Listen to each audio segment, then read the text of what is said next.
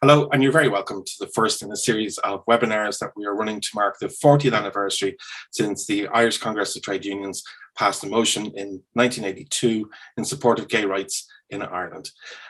The series will reflect on the situation that was in existence for the LGBT community in terms of employment protections and discrimination that pervade most people's lives up until that time.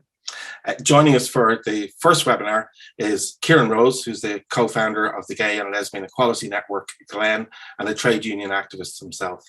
Also, Dr. Patrick McDonough, author of Gay and Lesbian Activism in the Republic of Ireland, 1973 to 1993. You're both very welcome. Hi, really lovely to be here. Patrick, can I come to you first? Could you maybe, for those people who are listening to us, maybe just kind of paint a picture of the Ireland that we're talking about up until 1982 when this motion was passed? Yeah, absolutely. And so just at the outset as well, just to say that I think it's really important that we are marking the 40th anniversary of this very important I suppose milestone in the history of LGBT plus activism in Ireland, and it's in some ways it's been perhaps overshadowed by the battle to decriminalise sexual activity between males, but there was an awful lot of lobbying and activism around the rights for LGBT workers during this period, and it was a really significant I suppose activity of the gay rights movement during that time.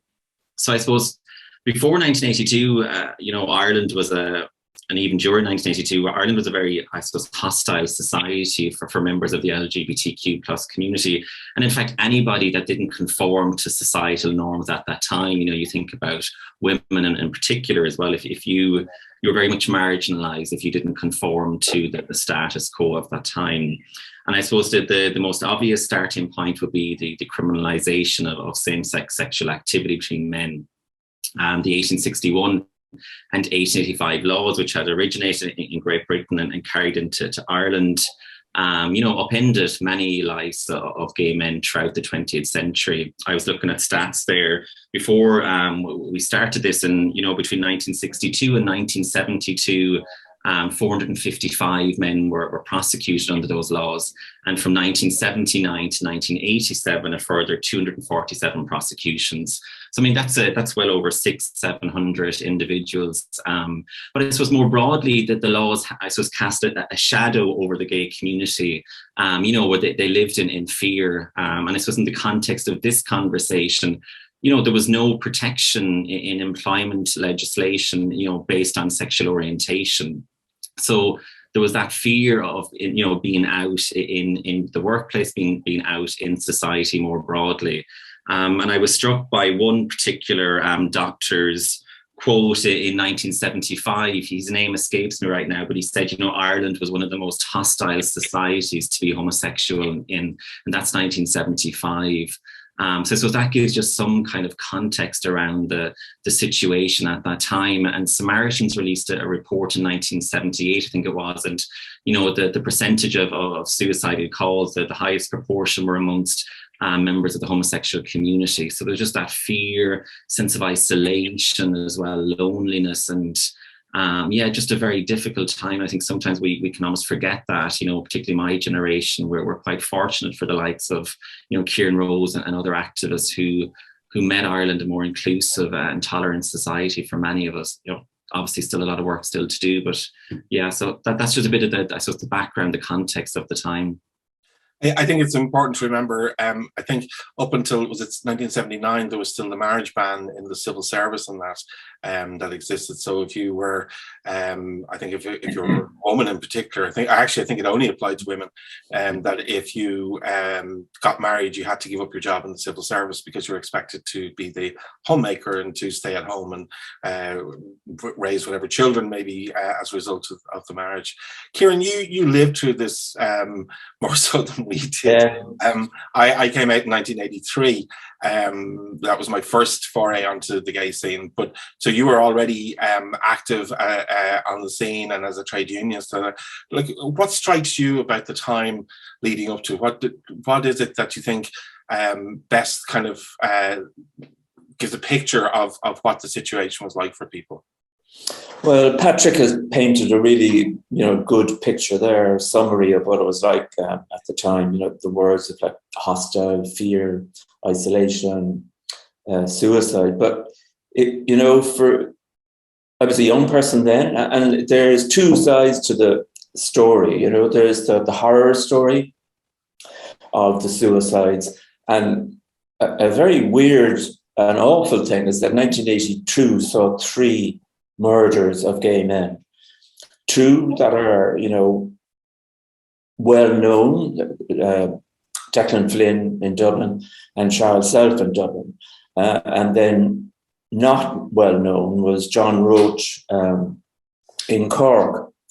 And, just to say something about John Roach, he was murdered, and the defense barrister used the homosexual panic case as a defense, which basically says it wasn't really murder because John was gay. And so, that the killer was forced to murder him. And it was all understandable.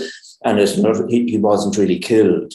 That the defendant, the accused, the murderer was lashing out, as the barrister said, lashing out at debauchery, not killing John Roach. But I suppose make it seem as if they were doing society a favor, as it was, so our lives were worth more or less nothing. And then, of course, there's the whole Declan Flynn killer is getting off scot-free. The next year, actually the same year, in 1983, the Supreme Court said that it was really okay for us to be criminalised. It was okay for us to be sent to jail. So that was the level of state hostility and societal hostility that we were up against, and was basically saying that, you didn't almost have a right to life or right to freedom in this country. But the other... Sorry. Go on. I suppose just on the more positive note is, that this was also the time that we were fighting back as lesbians and gay men, and we were beginning to make great progress. And we were young and dynamic and enthusiastic and full of hope and determination that we were going to change Ireland, and we were going to do our social revolution. And we weren't alone in Ireland at that time. There were the radical trade unionists, the feminist movement, and environmental movement. And so there was a whole, and the cultural revolution that was going on at the time, rock music and Irish music, Clancy and all of that kind of stuff. So it was a time of great ferment and great change and great excitement. There was no protection for somebody in employment. So if you got outed in your job, depending on the nature of your employer, you may or may not be able to keep your job. And I mean, there was no, or was there any repercussion for employers who decided just to sack somebody because of their sexual orientation?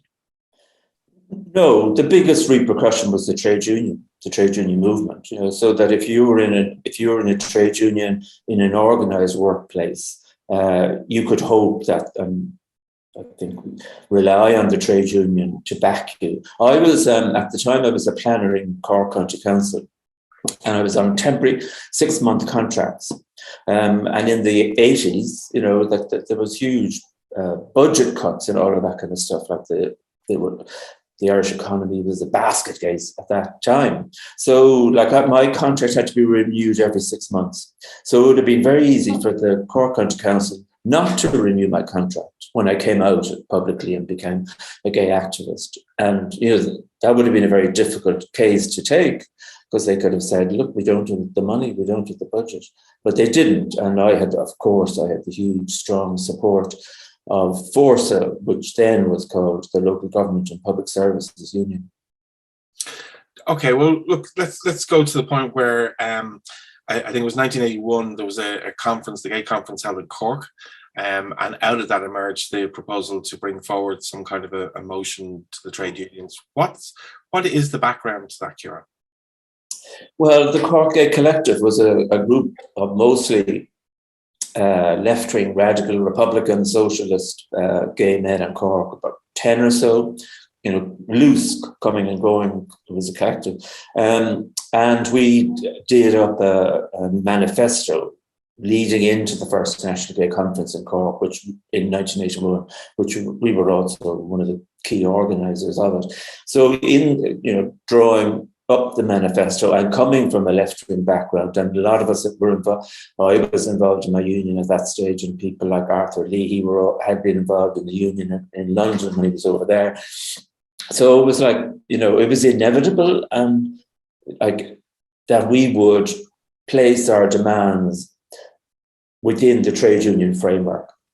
That as workers and as people who were aware of our rights and aware of the history and the role of the trade union movement, it was obvious that we would see it as an ally. And it was obvious equally that we would highlight the issue of the workplace, that if you're not happy in your work, if you're fearful in your work, if you're not out at work, it's an incredibly circumscribing thing on your life. Like it's, fear comes in again.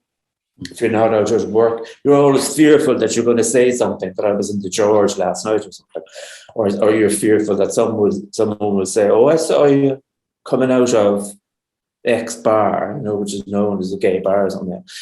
So we just targeted, prioritized the trade work with the trade union movement, and we held a workshop at the first National Gay Conference, which was held in Connolly Hall, Cork, which was SIPTU's headquarters in Cork. And the motions that came out of that workshop set the strategy and the programme for our work over the next 10 years or so. So everything, in a sense, flowed from that it set out the need for unfair dismissals, sexual orientation being included in that, employment equality legislation, and so on. And Kieran, you might recall this as well, but this was one thing about the Irish Gay Rights Movement at that time. It was very aware of events taking place outside of Ireland as well. So in 1980, the National Gay Federation held its first annual Congress in Dublin. And an individual by the name of Ian Dunn from the Scottish Homosexual Rights Group came over, and he gave an address to the National Gay Federation, and he spoke about the John Sanders case. And Kieran, you might be familiar with this. It had quite a lot of influence, I think, in efforts in Ireland as well. He was working at the National Camps Association in Scotland, and he had been dismissed in 1979, I think it was. I think the verb they used was he was after indulging in homosexuality, which was considered totally unacceptable at the time. So he lost his job in the National Camps Association, and the Scottish Homosexual Rights Group recognised that they needed to get the trade union movement involved in the gay rights campaign.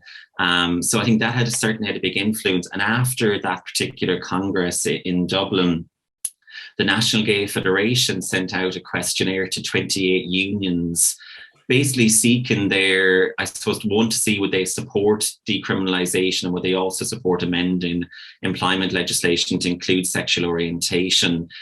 10 returned the questionnaire, but only 6 completed it. And 5 of those said, yeah, they would be, but 1 was uncertain. And this was quite unusual, because the trade union that said they were uncertain about whether or not they'd support it was the Irish Federation of University Teachers. Because in November 1980, Kedar Asmal and David Norris had succeeded in getting a motion passed by 2-to-1 majority amongst delegates to support the amendment of employment legislation and decriminalisation. But for whatever reason, the executive board of the Irish Federation of University Teachers overturned that decision. They said it was based on their belief that the original results in November 1980 weren't representative of the entire trade union. And I think, Kieran, that certainly influenced one of the reasons as well that Ian Cork responded. I think you in particular wrote to the Irish Congress of Trade Unions in 1981, condemning that decision of the Irish Federation of University Teachers and calling on the ICTU to host an event about gay rights at that Congress. So I think that connection was there as well, about the fact that one trade union had undemocratically gone against the will of its members, and it certainly annoyed, I think, the likes of yourselves and the Cork Gay Collective and activists in Dublin as well.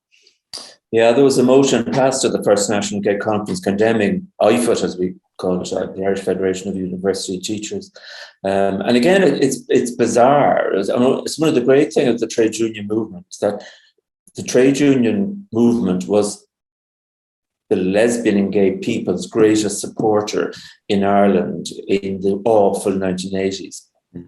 And then you had all of these, like the universities, banned lesbian and gay societies, universities who were meant to hold the values of free debate and free discussion and stuff like that, wouldn't allow it happen. And then you have the Federation of University Teachers not allowing it. Meanwhile, the lesbian and gay people are being feted by the manual trade union workers, the ITGW in their hall, Connolly Hall in Cork, which was fantastic. I mean, it was a brilliant symbol of the support of the trade union movement. And the photograph that there behind me is actually, that's Laurie Steele from the Cork Gay Collective. And we were lobbying, not picketing, lobbying, leafleting the ICTU, Irish Congress of Trade Unions, who had their annual delegate conference that year, 1981, in City Hall, that's City Hall there. And we were lobbying them on the issue that you should have a motion here before you today from IFUT, and you don't. And what reaction came out of that meeting? Well, we had no status at the annual delegate conference, but we got a very good reaction from people coming and going, into the hall. And later in 1982, we did have kind of some status. We went up as observers to the Belfast conference that passed the hugely important lesbian and gay rights motion. Well, we'll come to that in just a minute. Let's go back for a second, though, to where the formulation of the motion came from and who was involved in putting it together. Well, I suppose it was me, because it's a very interesting thing that, at times of high unemployment, workers are demobilized, their power is taken away from them, partly because they can't join a union, because most unions only accept people who are in employment or who were in employment up to recently, But if you're unemployed, you can't usually join a union. So I was one of the few people who were in the Cork Gay Collective who had some people were in precarious employment, that's not a new issue. No, it goes back. So I was the one, who would have drawn that up, and it also obviously included decriminalisation as well as and later this became the Glen campaign, basically. Decriminalisation on the basis of equality and equality legislation, which had to include the employment. If you wouldn't mind, just take us through what the wording of the motion was. Can you remember what it was offhand? I can't, but it was just quite kind of blunt. It was calling for the support of the trade union movement, which is critical, and it was calling for decriminalisation on the basis of equality, and then the other legal changes like sexual orientation being brought into the Unfair Dismissals Act. We had an Employment Equality Act at that time, but we wanted sexual orientation brought into that as well, and then also wider equal status legislation, and also, from memory now, if to take out any discrimination, if there was, in, say, the legislation relating to the defence forces and civil servants and so on. In terms of getting it to Congress, how did that process take place?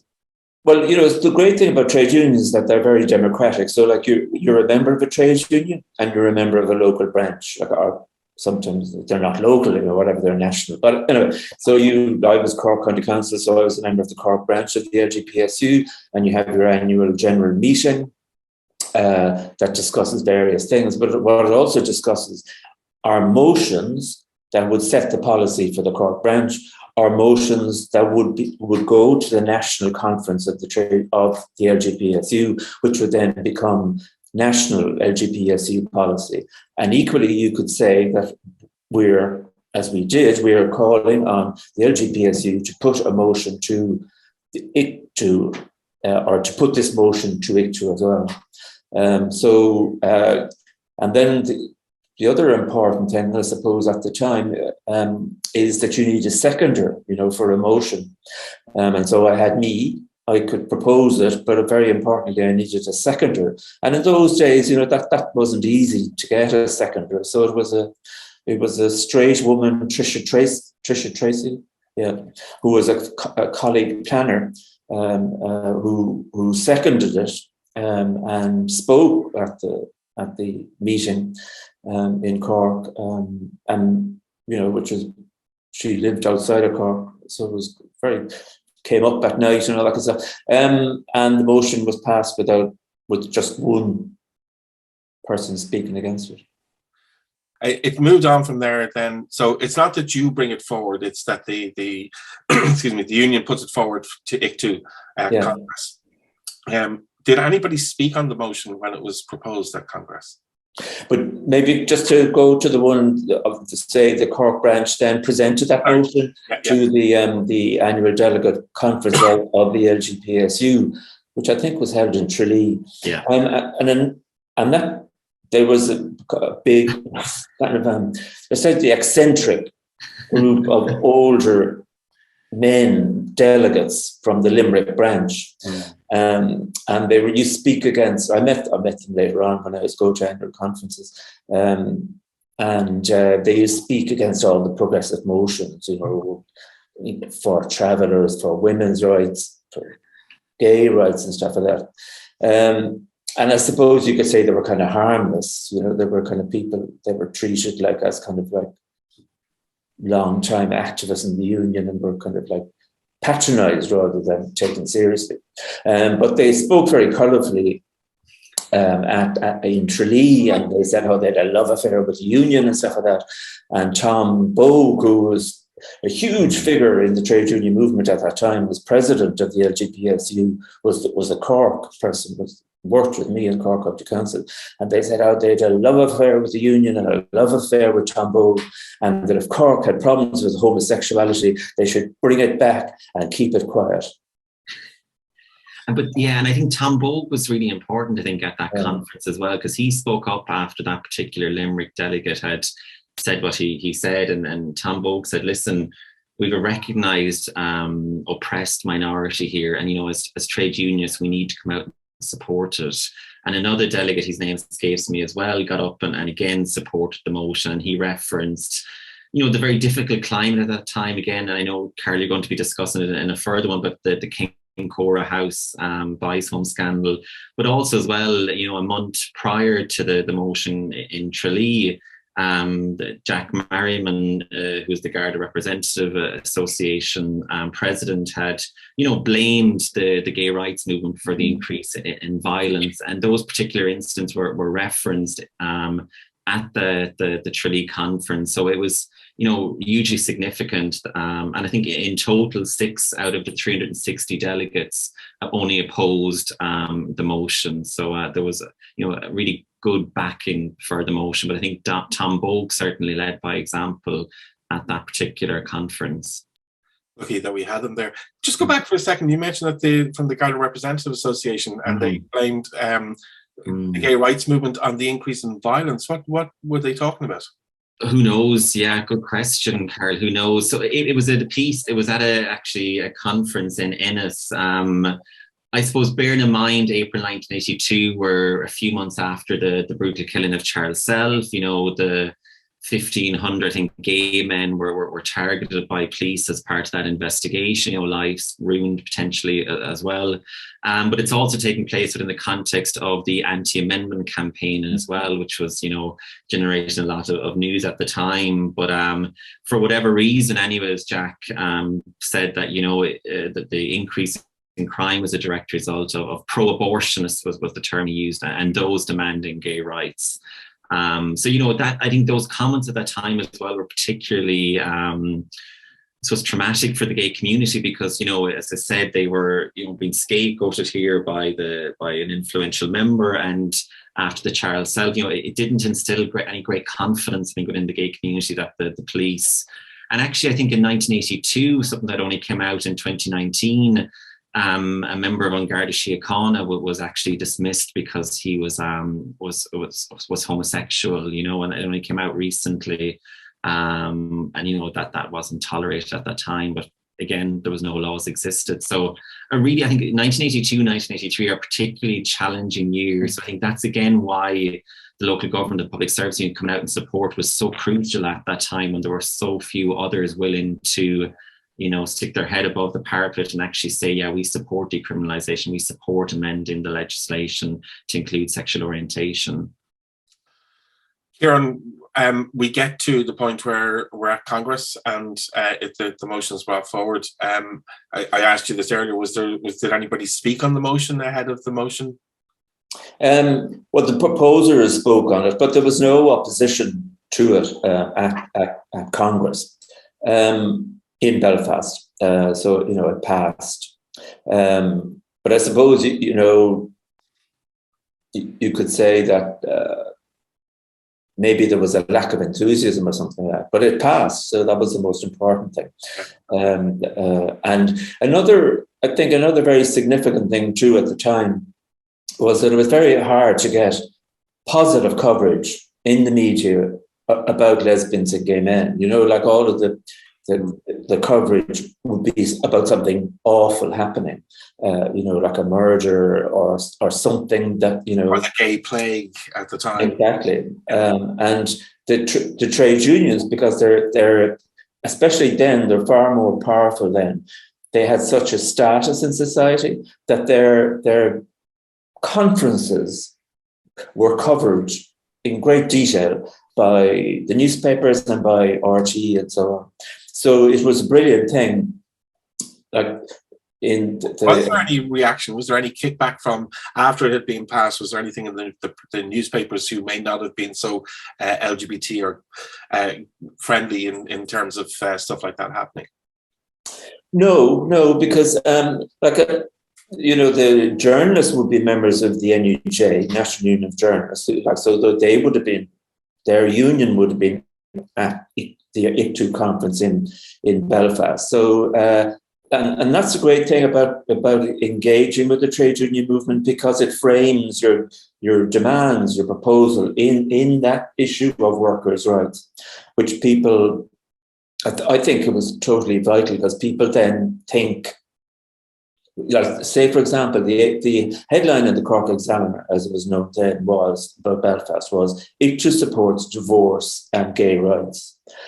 And that's hunky-dory, that's great for your messaging, for your communication strategy.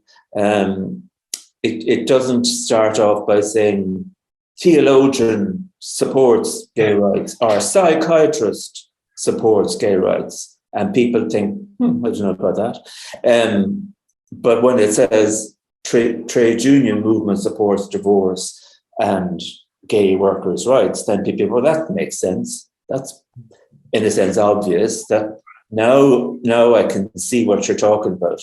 You're not asking me to think, does the Catholic Church agree with gay people? Yeah. Or anything like that, or the psychiatric issues. You're framing the debate in the area of workers' rights. And most Irish people, and most people everywhere, I think that workers should be treated fairly, even on the selfish basis that most of us are workers, and most of us want and demand and hope that there's a principle, and that there's that is the workplace, that it is fair. And that's obviously, from our perspective, that's an important reason for people to become members of unions, is because that you get that sense of solidarity and support in numbers, as well as, the moral support for the issues that we're talking about. One of the things that kind of I watched when I was doing research was just the language and the arguments put forward. And Kieran has touched on it there, but that the gay rights are workers' rights, and that they touch a lot on civil rights rhetoric as well. But it was Bernard McCartan, I think, who was the Irish Federation of University Teachers president, who proposed Motion 106 in July at the Irish Congress of Trade Unions.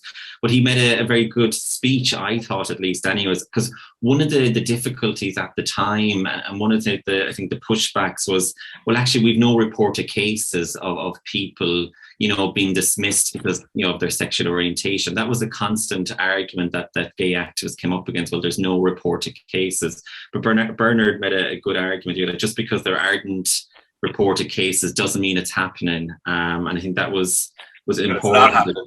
Yeah. Exactly. Sorry, that it's not being reported doesn't mean that it's not happening. Yeah, exactly. Yeah. And we know ourselves, though, that for an awful lot of people who at that time, it would have been the worst thing in the world to kind of stand up and be identified and say, I've been sacked from my job because I'm gay, because one, you're outing yourself, and two, you're putting yourself in a situation where what's the next employer going to think of me if I go on to another job, particularly some communities around the country where I suppose the communities are small enough that people know everybody and they'll hear about it. And so you really would be exposing yourself if you went and did something like that. I mean, you should remember as well the Eileen Flynn case, for example. I mean, she lost her case in the High Court when she, for being dismissed for having birth or giving birth to a child outside of wedlock. So, it just was the culture in society at the time. Like she lost her case, and the judge said, well, actually, there's an expectation as a teacher that you need to, be a good example to students and so on. And she lost out. Yeah.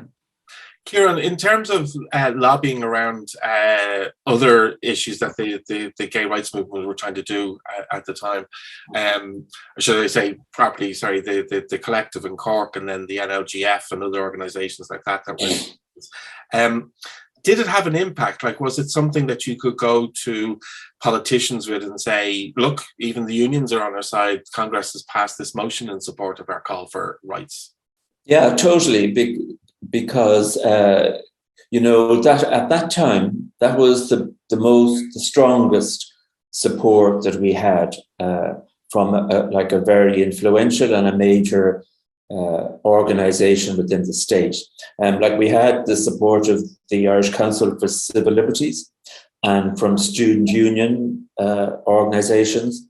But to be fair, they were brilliant. That support was fantastic. But the ICCL was a small organisation. It was a kind of a somewhat marginal organisation. Ireland was a very difficult time for civil rights for everybody at that time. There was the heavy gang, the people who were the miscarriage of justice in the 26 counties, people who, Republicans, socialists, whatever, who were beaten up and framed and all sorts of things. So those were difficult times, but the trade union movement was the critical major support that we had, and it did a huge amount, I think, to help frame the debate.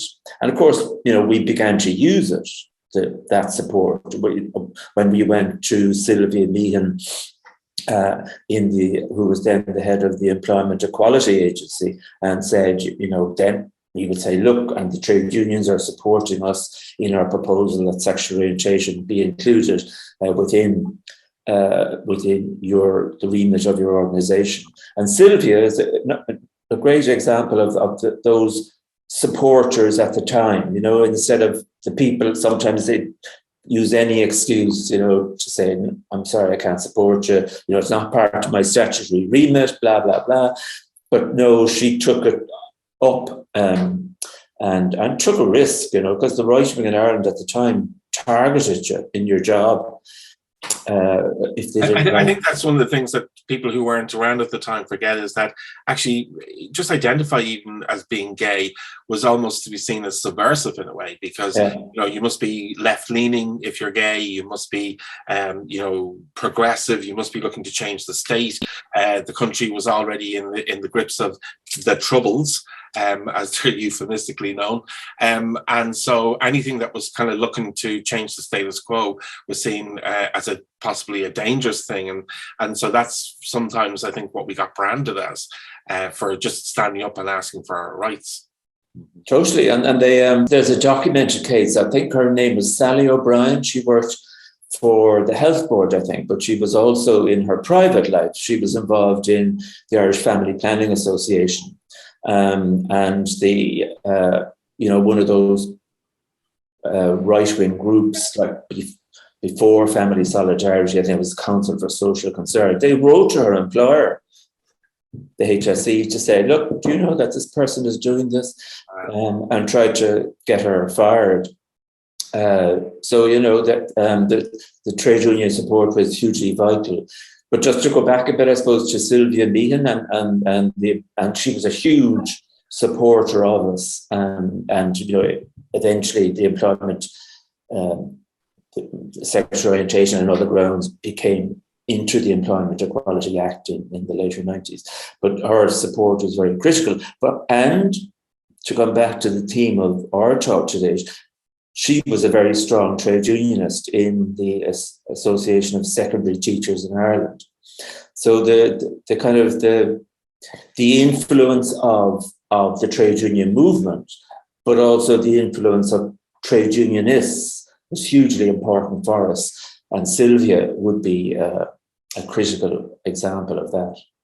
Can I go back to Patrick for a second? Patrick, the motion passed. Do we have any evidence that there was any legislation that came afterwards that was impacted by the decision of the union, or any examples that we can look at where we could say that this had an influence on things?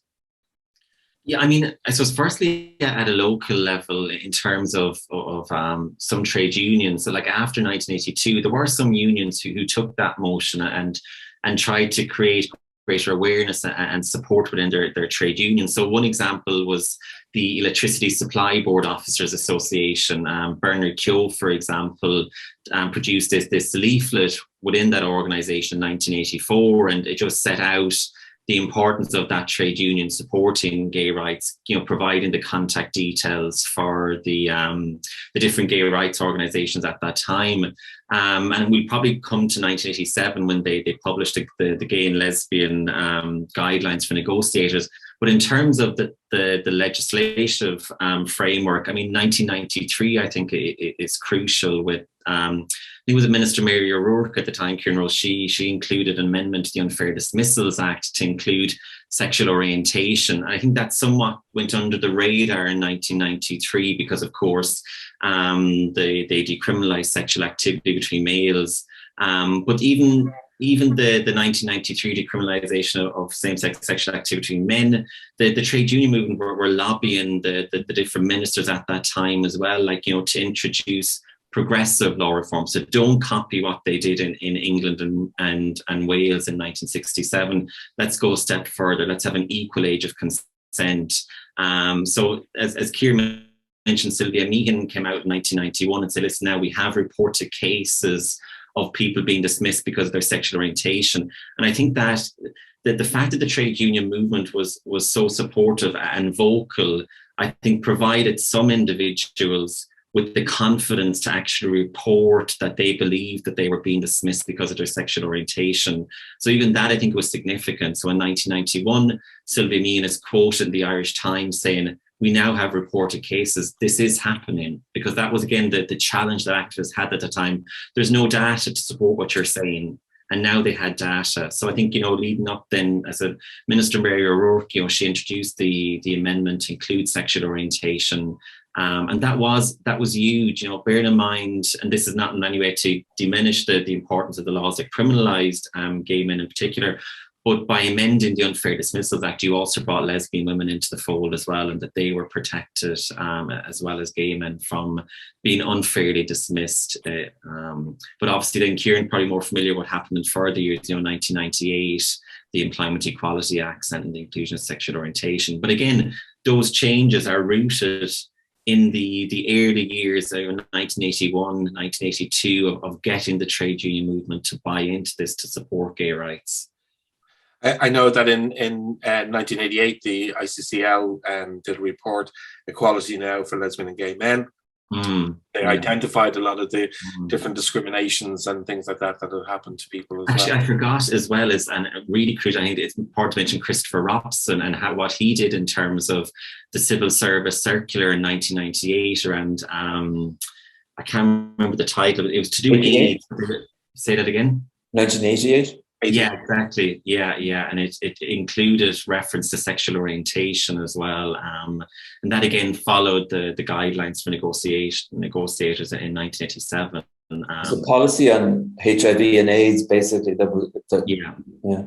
And it was used a brilliant phrase that discrimination on that basis will not be tolerated in the civil service. And that, that's almost funny, because at the same time, the government was not introducing gay law reform and was basically saying it's okay that you could be sent to prison, but you can't be dismissed, by the way, or you can't be treated unfairly in the civil service. And, this is probably maybe a boring thing now for some people, but the civil service circular, then unions in other areas took that up and lodged claims, so that it wasn't just the civil service. It went out to the wider public sector, and that's huge, so that it would include the ESB, at the time Aer Lingus, all of the health boards, all of the local authorities. So it was a massive policy shift and a massive streak of progress. And of course, it goes. And again, Christopher was a very strong activist in his union, the Civil Service Union at the time. Kieran, we've come a long way since this motion, 40 years ago. It must seem crazy to you to think back 40 years. How well do you think we stand at the moment in terms of protections and rights for LGBT people, maybe given what's been happening in recent times, particularly around the trans community, the kind of protections that there are in place now? Are we there? Is it done? Is your work finished? Is there still more to be done? Well, I suppose,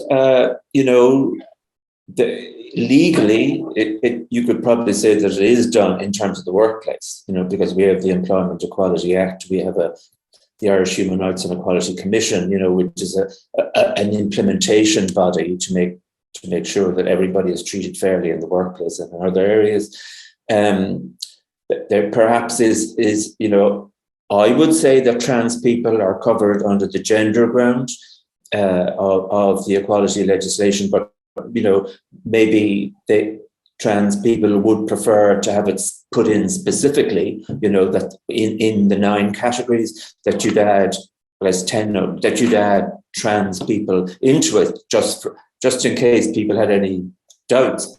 And I think that one of the critical things, I suppose, is that trade union membership has declined in Ireland, and that's a bad thing, I think, for LGBT people, because the legislation can only do so much, so the quality of your life, the quality of your daily life in the workplace is hugely influenced by the culture of the workplace, by the atmosphere in the workplace.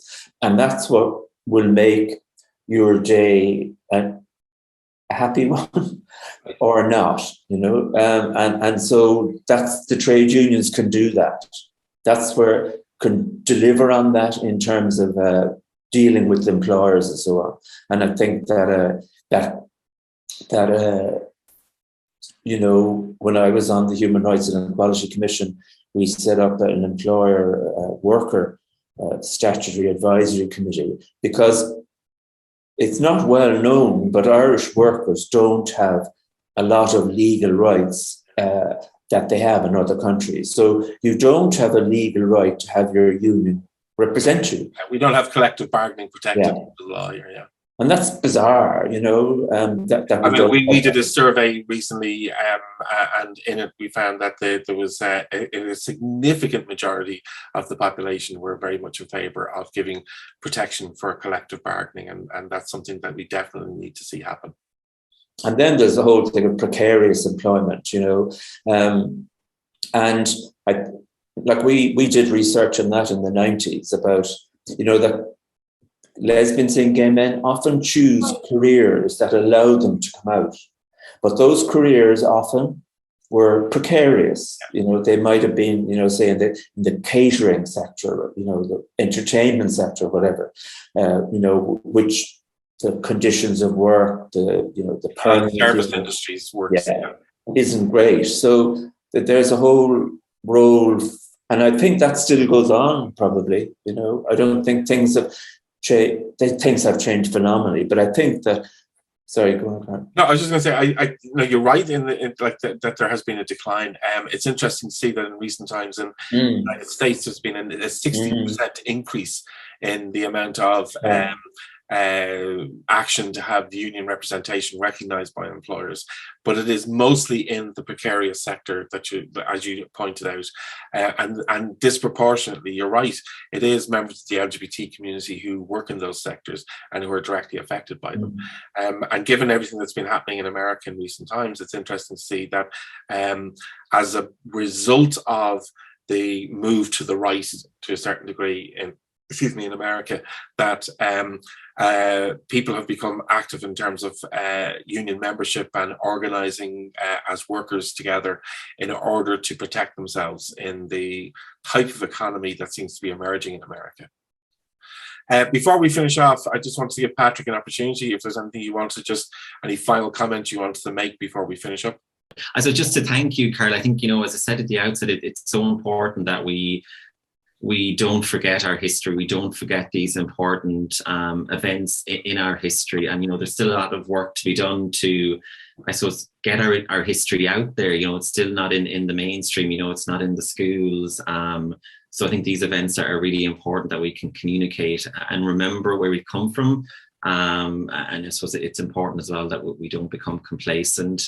You know, things are never static. So, yeah, just to acknowledge yourself for bringing this event together. I think a really important series of events over the next few weeks. So thanks very much. Well, listen, both of you, thank you very much for your time. It's been really good to get your input on this. Tomorrow, we're going to be looking at 3 case studies. The Concora Boys Home, which Patrick referenced earlier, then the case of Donna McAnallen from Cork, who was a worker working in a leisure centre who was seen kissing her lesbian partner, and lost her job as a result of that. And then also the campaign to repeal Section 37(1) of the Employment Equality Act.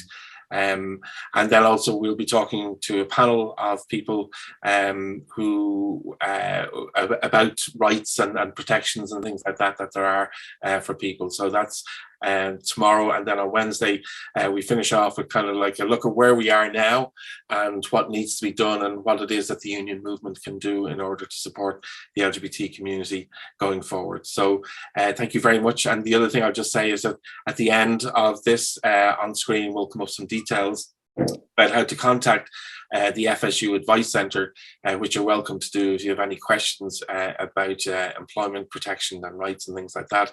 It's a free service that people can use, and we welcome anybody to come and use it. So again, thank you very much. Wish you both a very happy Pride. So I hope to see you out over the weekend.